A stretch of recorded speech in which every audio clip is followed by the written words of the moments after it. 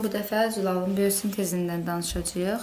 Ötən dəfəki dərslərimizdən artıq bizə məlumdur ki, deməli, irsi məlumatlarda, zülalın ilkin quruluşu haqqında məlumatlarda bunları DNT özündə saxlayır və DNT əsasında RNT növləri sintez olunur ki, bu da zülalın biyosintezində əsas rol oynayır. Ona görə biz bugün zülalın biyosintezini məhz elə DNT-dən, irsi məlumatlardan, kodlardan öyrənməyə başlayacağıq. Dedik ki, canlı özünü törətmə, irsiyyət və dəyişkənlik kimi xüsusiyyətlərə malikdir və bu xüsusiyyətlər atom səviyyəsində deməli üzə çıxmasa da molekulyar səviyyədən artıq bu müxtəlifliklər üzə çıxmağa başlayır. Və bu da DNT-də kodlarda saxlanılmış olur. DNT və gen nədir? İrsi məlumatların daşıyıcısı DNT molekuludur. Zülalın ilkin quruluşu barədə məlumatlar onun genləri adlanan müvafiq sahələrində saxlanır. Genezis də mənşə deməkdir, nəsil deməkdir. Və ilkin quruluş barədə məlumat daşıyan DNT sahəsi gen adlanır. Genetik koddan danışsaq, deməli, genetik kod nədir? DNT-də bilirik ki, nukleotidlər var. Bu nukleotidlər müəyyən, yəni tripletlər şəklində birləşərək, yəni kodlar şəklində birləşərək özlüyündə məlumat saxlayır və bu məlumatlar komplementarlıq prinsipi ilə məlumat RNT-yə köçürülür və nəslə ötürülür. Gəlin bunu indi biz şəkillər üzərində öyrənək. Bax, dedik ki, DNT-dən RNT əmələ gəlir. Məlumat RNT. Məlumat RNT.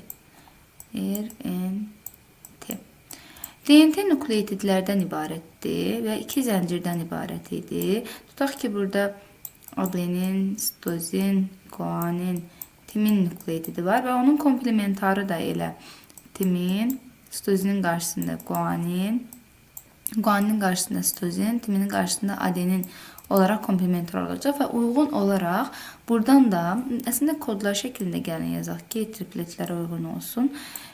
3 oldu, timin, adenin, guanin bura yazaq. Adenin, timin, sitozin burada olsun bu şəkildə. Buradan deməli komplementarlıq prinsipi ilə məlumat RNT sintezi olunacaq. Bunu başqa rəng edeyim çünki görmürəm mən. Məlumat RNT sintezi olunacaq. Bu məlumat RNT timinin qarşısında adenin, guaninin qarşısında sitozin, sitozinin əslində belə yazmışsam daha yaxşı olardı. Birlikdə bir dənə xətt çəkək. Timinin qarşısında adenin, guaninin qarşısında sitozin, sitozinin qarşısında guanin, adeninin qarşısında timin, timinin qarşısında yenə adenin, sitozinin qarşısında da guanin olmuş olacaq. İndi burada baxanda əslində mən burada səhv yazdım. Deyirik ki, RNT-də timin olmadığına görə adeninin qarşısında urasil olmuş olacaq və bu şəkildə bizim məlumat RNT deməli zəncirimiz alınacaq. DNT molekulundan bir zəncirli məlumat RNT alınır. Burada hər DNT-nin deməli nukleotidləri 3-3 birləşərək triplet əmələ gətirir. Bax, bu bir tripletdir. Bu bir tripletdir. Eyni şəkildə burada da məlumat RNT-də neçə dənə triplet var? 2 dənə triplet olmuş olacaq. Tripletləri əmələ gətirir və bu tripletlər bir tripletin 3 dənə deməli nukleotiddən ibarətdir. Deməli, bir triplet ondan neçə dənə nukleotiddən ibarət olmuş olacaq? 3 dənə nukleotiddən ibarət olmuş olacaq. Burada hesablamalarda gəlin əlavə bir haşiyədən kənara çıxaq. Hesablamalarda necə edəcəyik? Yəni, tripletin birinin ölçüsü 300 atom kütlə vahididir. Tripletin yox, daha doğrusu nukleotidin. Birinin ölçüsü 300 atom kütlə vahididirsə, onda deməli bir tripletin 900 atom kütlə vahidinə bərabərdir. Məsələlərdə məsələn bunu hesablayanda bu şəkildə. Məsələn 18.000 atom kütlə vahidinə malik olan DNT molekulu neçə nukleotiddən təşkil olmuşdur deyəndə sən avtomatik artıq onu, yəni verilmiş ədədi 3-ə böləcəksən ki, yəni 300-ə böləcəksən ki, görək neçə dənə nukleotid var imiş. Bu şəkildə. Və bir nukleotidin uzunluğu da 0,34 nanometrdir. Artıq ölçü də veriləndə bir nukleotidin uzunluğuna böləcəyik, biz ölçünü tapmış olacağıq. Gələk indi burada. DNT-də deməli olan, bax bu tripletlər kodlar adlanır. Kodlar. Və bu kodlar eyni tripletlər şəklində komplementar olaraq məlumat elentiyə köçürülür və məlumat elentidə bunlar adlanacaq kodon. Və məlumat elentidəki bax bu tripletlər sayəsində biz demişdik ki, yoncuya bənzər olan nəqliyyat elenti amintuşları gətirir və açar prinsipi ilə məlumat elentidəki deməli nukleotidlərə, yəni genetik kodonlara komplementar amintuşları zəncirə birləşdirirdi və zülal sintez olunurdu. İndi burada uyğun olaraq biz burada nəqliyyat elentini almış olsaq, nəqliyyat elentindən başqa rəngli çəkək ki, qarışdırmayaq. Məsələn, bu da olsun tünk yaşıl. Bu da nəqliyyat elentini mənim. Nəqliyyat elenti adeninin qarşısında nə olacaq? Urasil. Sitozinin qarşısında guanin. Guaninin qarşısında sitozin. Urasilin qarşısında deməli adenin. Və adeninin qarşısında yenə urasil. Guaninin qarşısında da olmuş olacaq sitozin. Bu şəkildə nəqliyyat elentinin də belə yazaq, RNT-nin də kodları düzülmüş olacaq. Əslində belə deyək də, bu hər 3 bir nəqliyyat elentidə yerləşir və bu şəkildə özündə amintuşu daşıyır. Belə deyək, ayrı-ayrılıqda yerləşməlidir. Yəni belə 3 götürməliydik biz onu, amma belə yazaq, eybi yoxdur. Yəni öyrənmiş olaq. Bu da olacaq antikod. Buradakı 3 deməli tripletlər də olacaq antikodlar. Ya da antikodonlar da deyə bilər. Antikodonlar olmuş olacaq. DNT molekulundan məlumat RNT molekulunun əmələ gəlməsi prosesinə biz deyəcəyik transkripsiya.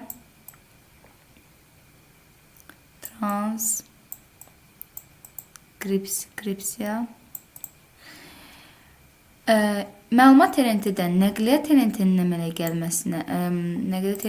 gəlməsinə yox, daha doğrusu məlumat RNT-dən zulalın əmələ gəlməsinə, belə çəkək daha. Buna da deyəcəyik transilyasiya.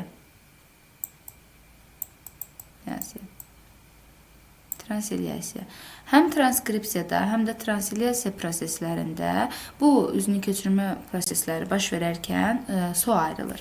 DNT molekulundan deməli məlumat RNT-nin əmələ gəlməsi zamanı nukleotidlərin sayından bir vahidə az su əmələ gəlir. Məsələn, tutaq ki, DNT molekulunun özündə 1500 dənə nukleotid varsa, bu o deməkdir ki, onun bir zəncirində 700 yox, 2-yə bölək 1500-ü, 750 edir. Deməli, onun bir dənə zəncirində 750 dənə nukleotid var imiş. Bu 750 nukleotiddən 750 nukleotiddən ibarət məlumat RNT əmələ gələcək. Onda mən deyərəm ki, DNT-dən məlumat RNT-nin əmələ gəlməsi, yəni transkripsiya prosesi zamanı n-1 qədər, yəni 750 çıxaq 1 qədər, 750-dən bir çıxanı nə qalır? 749 mol su əmələ gəlmiş olacaq. Hardan? Transkripsiyadan. Çünki ümumi molekulu səndən vermişdi 1500, ikisi zəncir birlikdə və bir zəncir qırılaraq məlumat RNT-ni əmələ gətirəcək. Bir zəncirə 750 nukleotid düşür. 750 nukleotiddən də birin çıxanda, yəni 749 molda su transkripsiyada əmələ gəlmiş olacaq. Bəs transilyasiya prosesində nə qədər su əmələ gəlmiş olacaq? Transilyasiya prosesində artıq bizdən transilyasiya ümumiyyətlə zülalın əmələ gəlməsi olduğu üçün burada zülalın monomerləri olan amintuşlardan söhbət gedəcək və hər zaman bizə amintuşu sayını verərək hesablamanı istəyir. Tutaq ki, sənə deyir ki, 20 dənə amintuşudan transilyasiya zamanı nə qədər su əmələ gəlmiş olur. Sən bilirsən ki, transilyasiya deməli məlumat RNT-dən zülalın sintezidir və məlumat RNT nukleotidlərdən ibarət olduğu üçün mən amintuşu nukleotidə çevirməliyəm. Yəni bunu vuracam 3-ə. Əslində bu məsələ qismidir. Bunu tam izah eləməmişəm deyə. 3-ə 60 dənə nukleotid çıxaq 1, yəni 79 dənə də su, 59 dənə də su transilyasiya prosesində burada əmələ gəlmiş olacaq. Bu şəkildə məsələlərdə, yəni bu kiçik nüanslara toxunulur. İndi onsuz mən çox dərin getdim, gərək heç bu qədər getməzdim, amma bu şəkildə hesablamalar aparılacaq. Deməli, Bu dedik ki DNT molekuluna məlumat verin. Deməli, indi DNT və RNT zülalın ilkin quruluşunu təşkil edən bir amin turşu barədə məlumat 3 nukleotidin kombinasiyası. Yəni bir amin turşu bərabərdir bir tripledə. O da bərabərdir 3 dənə nukleotidə. Bu da təbii ki triplet adlanır deyir 3 dənə nukleotidin kombinasiyası. DNT və RNT-nin molekullarında zülalın ilkin quruluşu haqqında məlumatı nukleotidlər şəklində uyğun ardıcıllıqda düzülməsi qaydası genetik kod adlanır. Deməli DNT-də və RNT-də hər ikisində onda burada kod deyirsə, onda mən bu kodon sözünü buradan sildim. Yəqin ki mən köhnə ədəbiyyatlardan baxım, yadda saxlamışam. Bunu da değişək. Deməli, bunlar nə olacaq? Kodlar ardıcıl şəkildə genetik kodlar düzülmüş olacaq. Gəldik bura. Dedik ki, nüvə DNT-sində yerləşən genetik kodun xassələri. Genetik kod bir sıra xassələrə malikdir və bir amin turşunun 3 dənə nukleotid dedik ki, kodlaşdırılmasını iştirak edir. Bu bir tripletə uyğun gəlir. Genetik kodda genlər arasında olan bir-birindən ayrılan və heç bir amin turşunu kodlaşdırmayan boş tripletlər də olur. Bunlara da deyəcəyik biz stop kodlar adlanacaq. İndi biz kodların sayını necə tapırıq? Ümumiyyətlə bilirik ki, DNT-də 4 dənə azot əsasının əmələ gətirdiyi nukleotiddən ibarətdir. RNT-də 4 növ nukleotiddən ibarətdir. Onda mən yazaram ki, 4-ün üstü 3, yəni bu tripletlər şəklində birləşirsə, deməli 64 dənə nə əmələ gəlmiş olacaq? Kod əmələ gəlmiş olacaq. Deməli, DNT-də 64 dənə kod olacaq. Eyni şəkildə mRNT-də də 64 dənə kodon olacaq və yaxud da ki, genetik kod olacaq deyəcəyik. Genetik kod olmuş olacaq.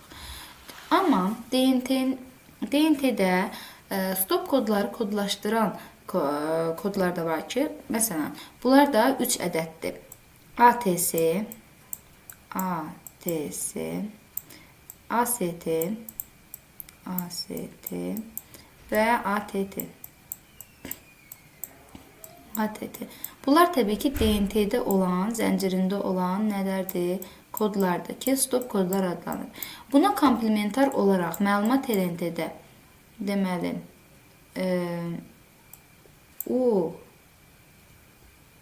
nə olur? UAG bir anda beynimdən çıxıramışım. Sonra UGA və UAA olacaq burada. UAA. Bunlar da deməli məlumat RNT-dəki stop kodonlar olmuş olacaq. Məlumat RNT-də. Amma bunların komplementarı artıq. Biz dedik ki, hər kodun komplementarı nəqliyyat RNT-yə də köçürülməlidir. Amma bunların komplementarı artıq nəqliyyat RNT-də olmayacaq. Çünki boş kodlardır da bunlar. Nəqliyyat RNT bir boş kodu kodlaşdırmaq üçün özünə əziyyət verir. Ona görə də antikodların sayı, yəni bu 3 dənəni çıxaram bundan, mən bunlardan. Məsələn, 64-dən 3 dənə stopu çıxanda yerdə qalır neçə dənə? 61 dənə. Deməli, antikodların sayı nə qədər olacaq? Nəqliyyat RNT-lərin sayı. 61 dənə nəqliyyat RNT olmuş olacaq. Bu şəkildə dedik ki, tripletlər olacaq. Boş tripletləri də saydıq. Dedik ki, 64 dənə kod DNT-də, 64 dənə kodon məlumat RNT-də, hər ikisində stop kodonlar var. Amma nəqliyyat RNT-də stop kodonların komplementarı yoxdur, yəni stop kodon yoxdur. Ona görə də orada 61 dənə deməli genetik kod olmuş olacaq və yaxud da antikod olmuş olacaq. Bir nukleotidin uzunluğu dedik 0,34 nanometrdir. Bir genin ölçüsü nukleotidin uzunluğunu nukleotidin sayına vurmaqla tapa bilərik. Amin turşuların sayı nukleotidlərin sayını 3-ə bölməklə tapa bilərik. Çünki nukleotidlər 3-3 birləşərək amin turşunu əmələ gətirir. Genin kütləsini nukleotidin sayını bir kütləyə vurmaqla, bir nukleotidin kütləsi əlbəttə ki 300 atom kütlə vahididir. Bir amin turşu qalığının kütləsi, bunu artıq gələcək, bunu heç deməyə ehtiyac yoxdur. DNT molekulundakı adeninlə guaninin cəmini timinlə sitozinə böldükdə 1 alınır. Çünki bunların o sayıları bərabərdir. Adenin sayı timinə, sitozin sayı da guaninə bərabərdir. Riyazi ifadələrlə çıxarış eləyəndə 1-ə bərabər olmuş olacaq. Bu amin turşu uzunluğuna da birazdan gələcəyik. Bu şəkildə. Burada məncə unutduğum nəsə varsa da indi izah edərkən qarşımıza çıxacaq. Zülalın biosintezindən danışaq. Bir dəqiqə mən burada TNT molekulu haqqı. Zülalın biosintezindən danışaq. Deməli, hüceyrələr daim yeni maddələr əmələ gətirir. Bu proses biosintez birləşmə adlanır. Biosintez prosesində zülallar, yağlar, karbohidratlar və digər üzvü maddələr iştirak edir. Sintez edilir, daha doğrusu. Zülalların biosintezi hər bir hüceyrənin özünə məxsus zülal olur və bu zülal haqqındakı məlumat DNT-də saxlanır. O DNT sayəsində RNT-lər əmələ gəlir və zülal biosintez olunur. Gələk görə bu zülal necə biosintez olunur? Deməli, zülal biosintezi olarkən DNT-də olan məlumat TNT-yə köçürülür. Bayaqlarım kod şəklində dedik ki, köçürülür. Və məlumat TNT belə bir zəncir şəklində, üzərində də əlbəttə kodlar, məsələn, A, S, T, T, S, A, məsələn də burada yazaq. G, A, bu balaca yazsaq daha yaxşı olar əslində. Çünki onu da deyəcəm. G, A, S, S, A, A. Bu şəkildə bir də yazaq G, T olmur axı, mən T yazıram bayaqda. O, orası yazaq. Orsiya, A, U, S. Bu şəkildə nələr olmuş olacaq? Deməli, kodlar olmuş olacaq məlumat RNT-nin üzərində. Gələcək o ribosom RNT-si. Bax, bu gördüyümüz iki hissəcikdən olan ribosom RNT-si tərəfindən tutulub saxlanılacaq. Saxlanılarkən, bu sanki buradan belə keçərkən, aşağıdan nəqliyyat RNT-lər ribosom RNT-sinə daxil olmağa başlayacaq. Və nəqliyyat RNT-lər, dedik ki, bu şəkildə yonca formasındadır. Belə. Və bunun aşağı hissəsində amin turşu aparır. Hər bir amin turşu 3 dənə tutaq ki, nukleotidlə kodlaşdırılır. Məsələn, burada A, T deməyək, T yoxdur, axı, U. A, S deyək, S, çünki stopa da uyğun gəlməsin. A, S, S kodunu özü ilə daşıyır və ona uyğun olan deməli, amin turşunun özünə aparır. Bu arada bir şey deyim.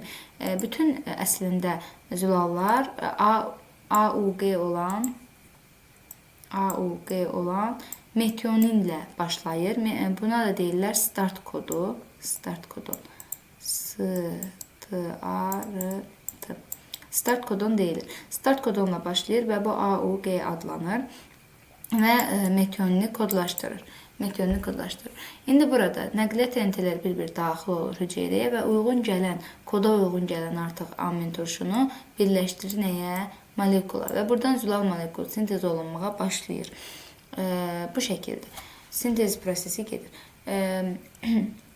Və bir dənə ribosomun deməli bir dənə funksional sahəsinə 6 dənə nukleotid yerləşmiş olur. 6 nukleotidim gəlir, 2 dənə yəni triplet yerləşir. Triplet. 2 triplet yerləşir. Və 6 nukleotid 2 triplet artıq bunun uzunluqları da ölçülərdir. Bunu da vurub tapmaq olar. Triplet yerləşmiş olur. Burada zülalın prosesi gedir. Bu proses 2 mərhələdə baş verir. Transkripsiya və translasiya. Transkripsiya zamanı az öncə dedik ki, DNT molekuluna məlumat TNT-nin əmələ gəlməsidir. Burada nukleotidləri biz əsas götürəcəyik. Yadınızda qalsın. Nukleotidlərin sayından bir vahid az da XO əmələ gəlmiş olur. Translasiya prosesində isə transkripsiya üzrünü keçirmə deməkdir. Bu arada. Translasiya isə ötürmə deməkdir. Translasiya isə artıq amin turşulardan danışacağıq. İkinci mərhələdir. Və burada məlumat RNT-dən nəqliyyat RNT artıq kodu komplementar edir. Ona görə burada əsas iştirak edən nəqliyyat RNT və amin turşulardır. Sənə həmişə amin turşuların saylarını verəndə 3-ə vurub 1 çıxacaqsan. Nukleotidlərin sayını tapıb 1 çıxacaqsan. Bu da translasiya prosesində əmələ gələn deməli suyu bildirmiş olacaq sənə. Sintez, bax burada da göstərir. Görürsünüz, məlumat RNT gəlir. Kod tripletləri burada ribosom RNT-si onu tutub saxlayır. Aşağıdan nəqliyyat RNT-lər daxil olur. Daxil olur bu şəkildə bax uyğunluğu qoruyub saxlayır və zülalı sintez edib zəncirə göndərir. Belə. Sintez qurtardıqdan sonra polipeptid zəncir ribosomdan ayrılır. Sonra spiral halını bükülərək əvvəl ikinci və daha sonra da həmin zolala xas olan üçüncü quruluşu alır. Və yaranması prosesi yalnız canlı hüceyrədə başlayır. Burada nə demək istəyir bizə? Baxın, burada zulal zənciri alınır bu şəkildə. Və o zulal zənciri stop koddan sonra, stop tripletdən sonra, tutaq ki, burada stop tripletim olubdur. Stop tripletin deməli bir dənə məlumat elementinin sonunda bir ədəd gəlməsi kifayətdir. Stop triplet deməli gəldi və burada bitdi. Bitəndən sonra bu zulal əvvəlcə birinci quruluşda olur spiral formada, sonra bükülür, ikinci quruluşa keçir. Sonra da daha doğrusu spiral formada birinci xətti quruluşda olur, sonra spiral, sonra da bükülərək üçüncü quruluşa keçir və stoplazmada qalır.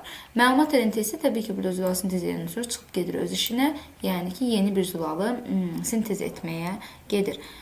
Bu zulalın sintezi prosesi üçün ribosomlar polisomlar şəklində toplanmalıdır. Yəni ki, tək bir ribosom zulalın sintezində burada göstərsə belə iştirak etmir.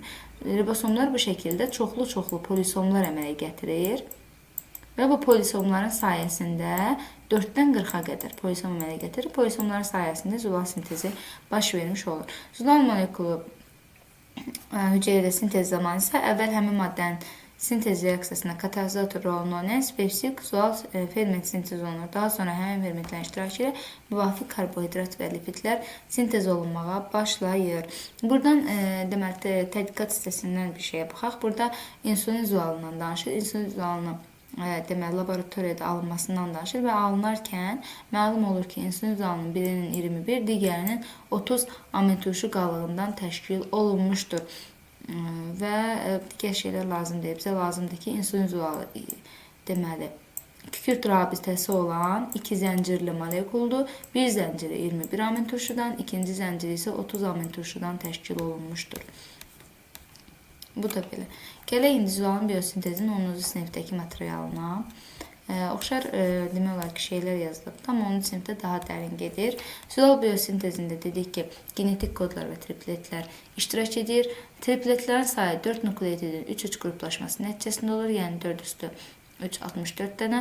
Bu 64-dən dedik ki, stop kodları çıxanda nəqliyyat elentiyə 61 dənə kod qalır. Onda mən deyə bilərəm ki, zulallar üçün bir dənə mühitdə nəqliyyat elentinin maksimum 61 dənə növü ola bilər. Başqa növü ola bilməz. Buradan cədvəl verir bizə. Bu cədvəldən biz baxsaq, uyğunlaşdırsaq görəcəyik ki, bir amin turşunu maksimum 6, minimum isə bir triplet kodlaşdırır. Triplet nədir? Kodlaşdırır. Məsələn, triozindir. Triozin yox, arginin idi. Arginini 1, 2, 3, 4, 5, 5'dir. Biri yoxdur. 5 dənəsi. Aspargində də 6 olmalıdır. Məsələn, hesablayıb buradan baxanda serində 4'ü buradan. Başqa serin var. Yoxdur. 4 dənə. Bu 6 dənəni baxaq da. Hadi leysin. Leysinə baxıram ki, 6 dənə buradan kod onu kodlaşdıra bilər. U, A, deməli U, A. Deməli U, A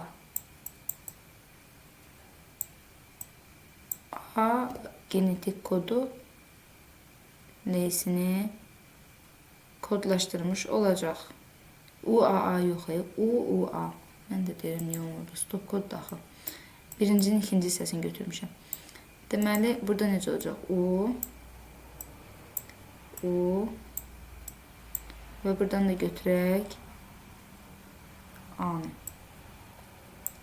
Bu kod. Sonra digərlərində ona uyğun yazıb tapacaq ki, leysin 6 dənə kod tripleri kodlaşdırır. Minimumda bir dənə. Buradan da məsələn metionini götürə bilərik ki, metionini bir dənə kodlaşdırır cəmi. Minimumda bir kod. Cədvəldə mötərizədə olmayanlar məlumat elentli nukleotidlər, mötərizədə olanlar DNT nukleotidlərdir. Məlumat elentli nukleotidləri CAO histidin amin turşusunun genetik koduna belə uyğun olaraq göstərib ki, necə hesablamaq lazımdır.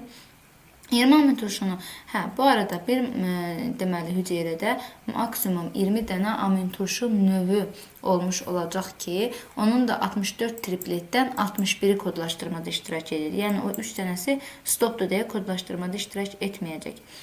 Zilal periodinizin başa çatdığını bildirir. Məlumat elenti burada verilibdir. AUG isə bizim nədir? Start kodumuzdur. Meteonunu kodlaşdırır və start triplet adlanır. Müəyyən bir zilal haqqında nəqliyyat eləni, məlumat elentiyə bu şəkildə köçürülmələr başlayır. Burada da komplementarlığı götürüb əsas kiçik hissəsinə bağlanır. Deməli, translyasiya məlumat elentinin nüvədə ilk sintez olunan ucuna ribosom hissəciklərinin birləşməsi ilə başlayır. Ribosomun məlumat elentiyə birləşən hissəsində funksional mərkəzində 2 triplet yerləşə bilir.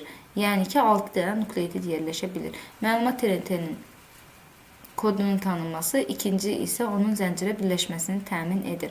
Deməli, bir dənə amin turşunun, nəqliyyat elentə bir dənə amin turşunu gətirib deməli, zincirə bağlaması 5-də 1, 6-da 1 saniyə çəkir. Ya da belə saxlaya bilərsiniz ki, 1 saniyədə 5 amin turşu deməli, zincirə birləşir və yaxud da 1 saniyədə 6 amin turşu zəncirə birləşir. Məsələn, sən deyir ki, müəyyən vaxt ərzində maksimum neçə amin turşu birləşibdir. Maksimum deyirsə, sən düşünməlisən ki, 1 saniyədə 6-sı birləşir, 6-da 1 ilə hesablayayım. Minimum deyirsə, 1 saniyədə 5-i birləşir, 5-də 1 ilə hesablayayım. Sənə deyir ki, və yaxud da ki, müəyyən sayda amin turşunun deməli, zincirə birləşməsi üçün minimum nə qədər vaxt lazımdır? Minimum olması üçün gərək bu çoxlu birləşə də, yəni 1 saniyədə 6-da 1. Minimum nə qədər vaxtda olsa 6-da 1 ilə, maksimum nə qədər vaxt olsa 5-də 1 ilə hesablamalar aparılacaq. Burada deməli transkripsiya prosesində 3n minus 1 qədər su deyib, çünki burada n sən götürürsən amin turşu sayını. Burada da translyasiyada n minus 1 qədər su deyib, yenə n-i amin turşu sayına uyğun olaraq götürürük. Amin turşu sayından 1 vahid az translyasiyada, amin turşu sayını 3-ə vurub 1 vahid az da transkripsiyada deməli su əmələ gəlmiş olacaq. ATF qalsın ona vaxtda deyərik. Gələk indi zilalın biosintezində həmin bu amin turşuların necə birləşib peptid rabit əmələ gətirməsinə. Hara yazmışdıq biz?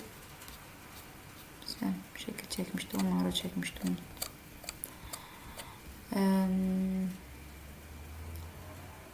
Buradan əvvəl miydi, sonra miydi? Burada. Deməli, deyirik ki, zilalların monomeri amin turşulardır və amin turşular da özləri azot, karbon, hidrogen, oksigen molekullarından təşkil olunmuşdur. Amin turşunun sərbəst halda deməli radikal hissəsi var və funksional hissəsi var. Və radikal hissə funksional birlikdə sərbəst halda amin turşunun kütləsi 128 atom kütlə vahidinə bərabərdir. Buradan yadınızda qalsın ki, bu 128-in 54-ü radikaldır, 74-ü isə onun funksional hissəsidir. Məsələn, bizə suallarda verir ki, amin turşuya adı hansı hissəsi verir? Yadınızda qalsın ki, amin turşuya adı verən hissə radikal hissədir. Çünki, məsələn, radikal əgər hidrogendirsə, mən onda deyərəm ki, bu amin turşu hidrogendirsə, bu amin turşu glisindir.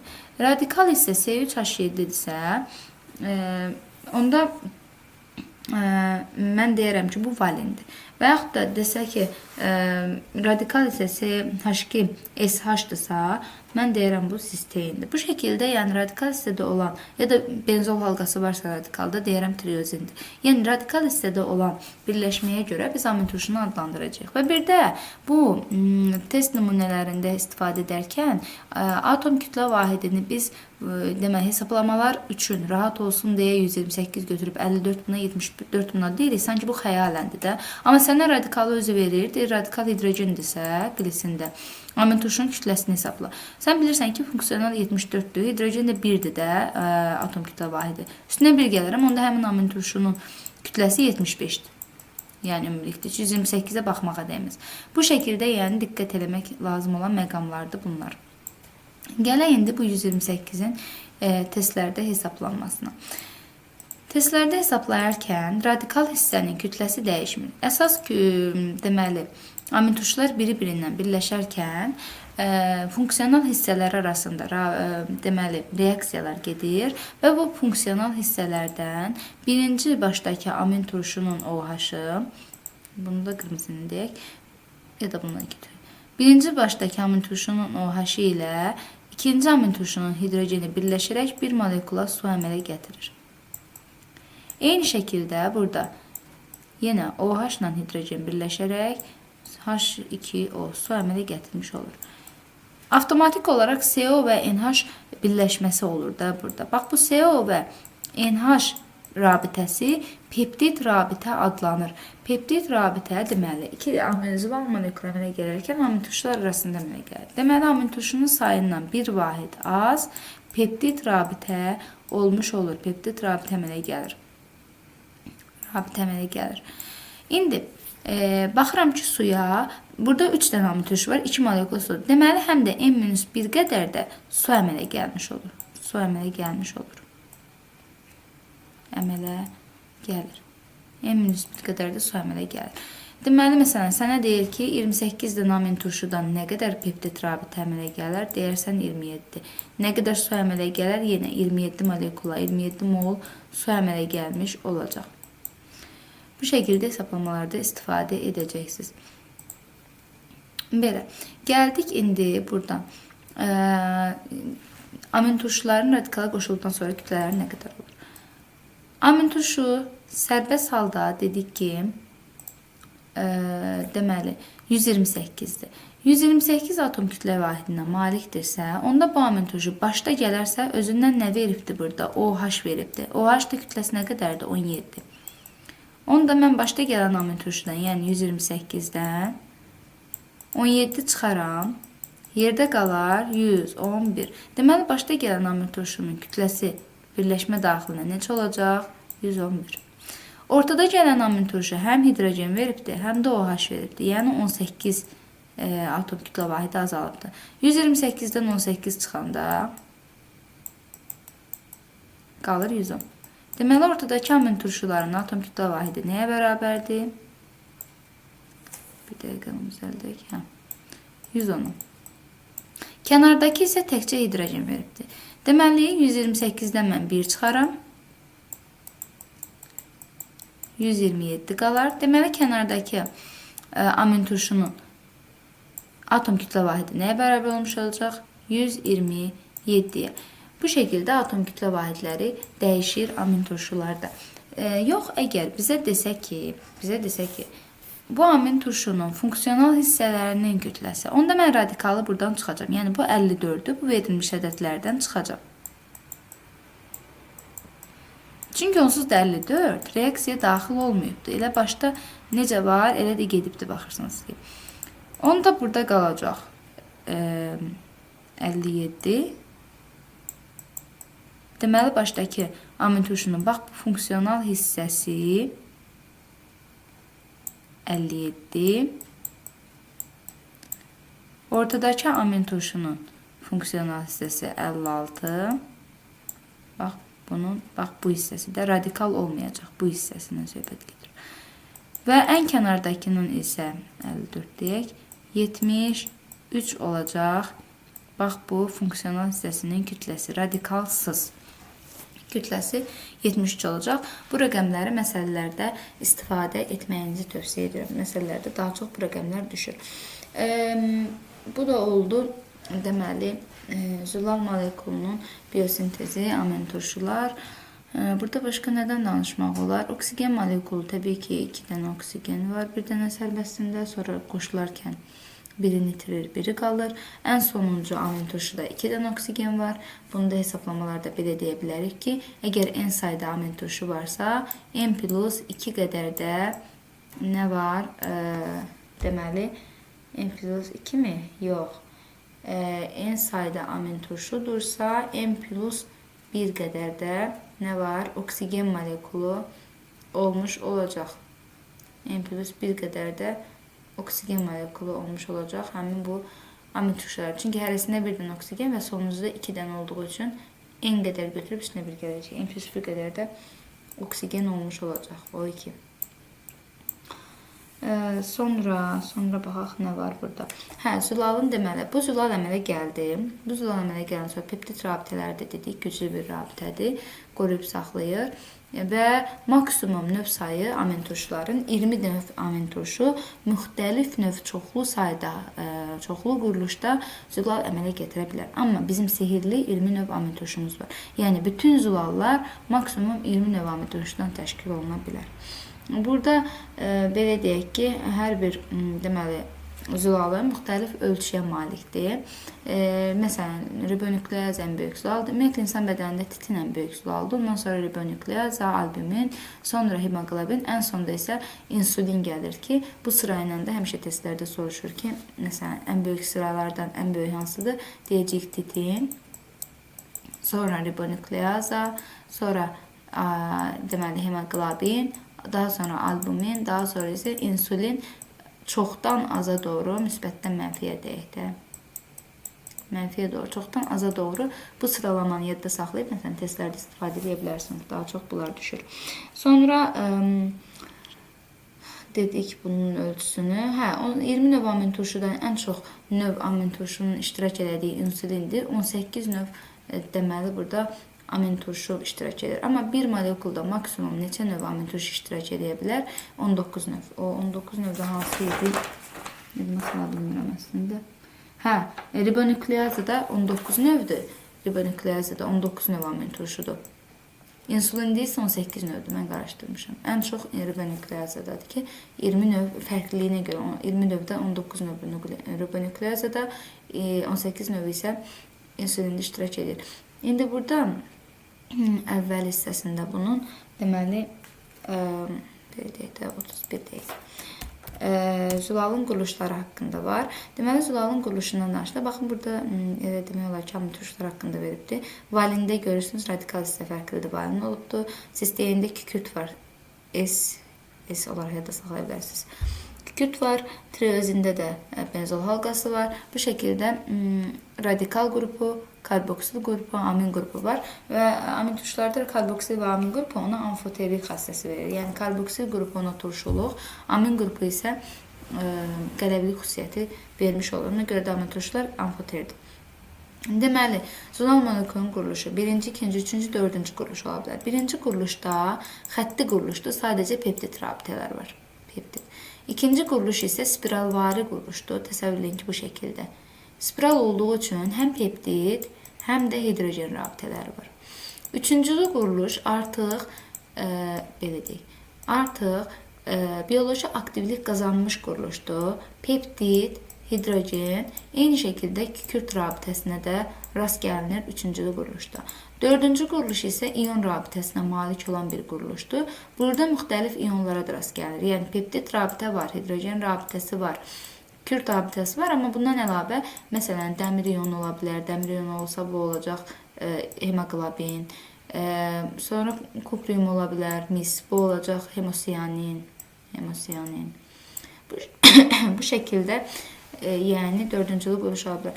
1-ci quruluşdan 4-cü quruluşa qədər doğru getdikcə, xətti quruluşa doğru getdikcə, deməli, bunlarda zülalın denaturasiya və renaturasiya qabiliyyətləri olur.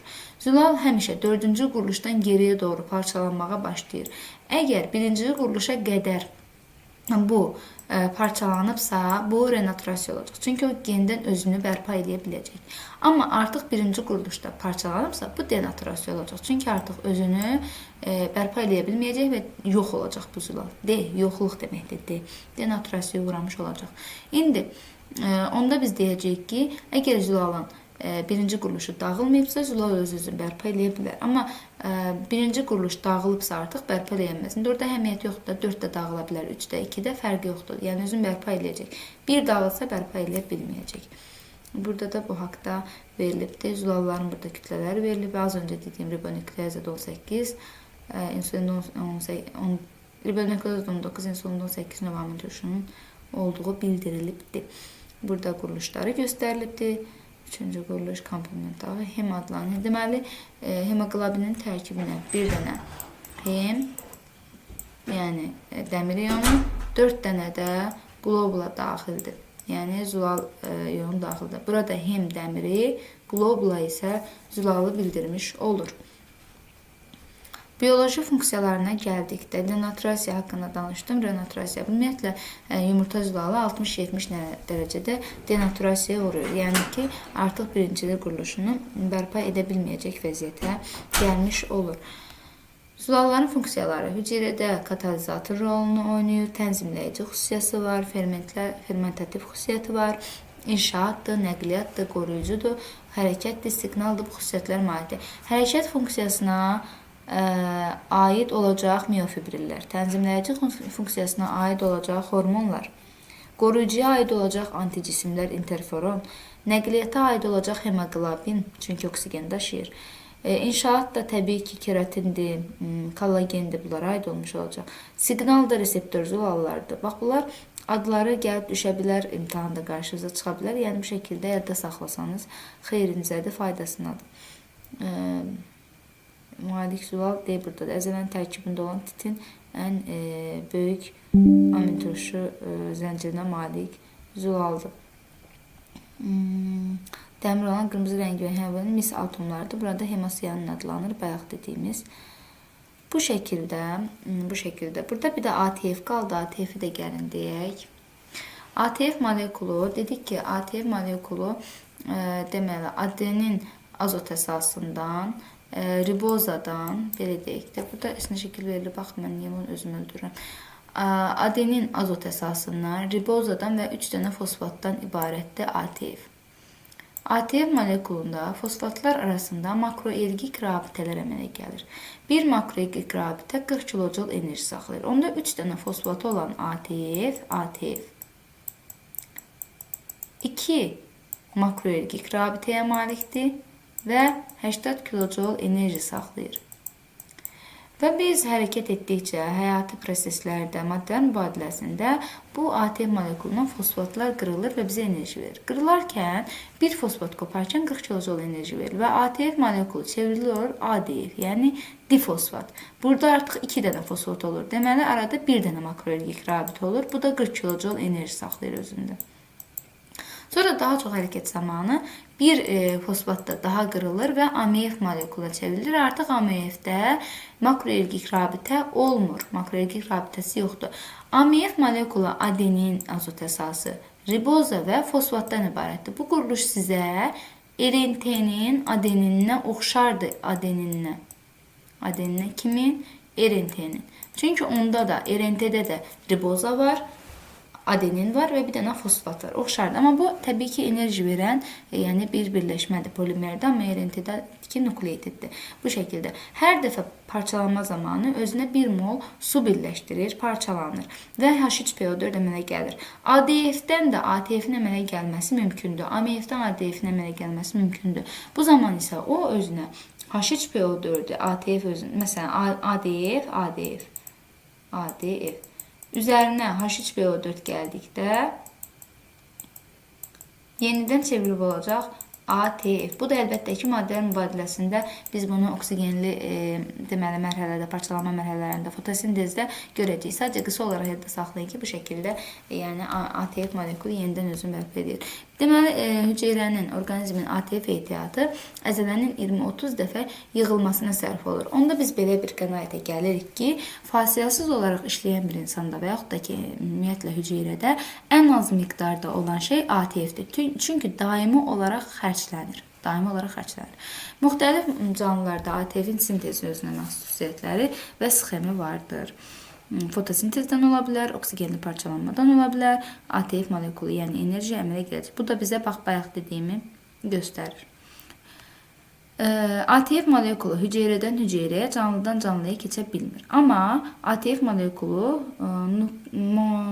organoiddən organoidə keçə bilir. Məsələn, mitoxondrid əmələ gəlmiş ATF endoplazmatik şəbəkəyə keçə bilər. Yəni, organoiddən organoidə keçir, amma hüceyrənin daxilində baş verir də bu. Hüceyrənin xaricinə çıxa bilmir. Hüceyrədən hüceyrəyə, canlıdan canlıya keçə bilməz ATF.